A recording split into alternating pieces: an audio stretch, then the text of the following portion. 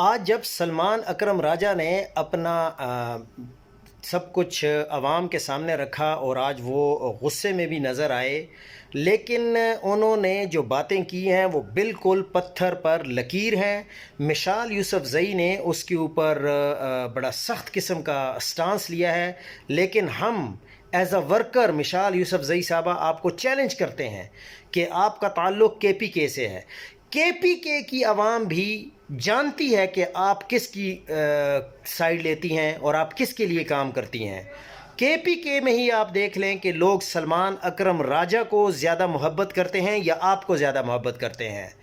کیوں آپ کے خلاف کوئی کارروائی نہیں ہوتی؟ کیوں سلمان اکرم راجہ کے خلاف 21 پرچے ہو گئے ہیں؟ کیا دہشت گردی کا پرچہ، کیا کون کون سے پرچے نہیں ہوئے؟ اور آپ کیا ہیں؟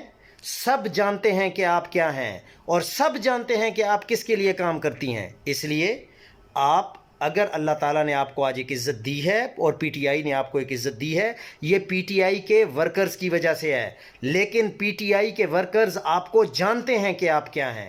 اس لیے سلمان اکرم راجہ صاحب پر اٹیک کرنے سے پہلے سوچیں کہ آپ کا اپنا معیار کیا ہے اور سلمان اکرم راجہ کا اپنا معیار کیا ہے۔ انہوں نے جو 5 دن دیے ہیں سہیل آفریدی کی الیکشن کمپین کے لیے، وزیر اعلیٰ کے انتخاب کے لیے، وہ بہت ضروری تھے۔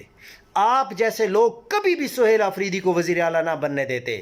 ہم جانتے ہیں کہ آپ لوگ کیا ہیں، اس لیے وہ بات کریں جو سچ کے قریب ہو۔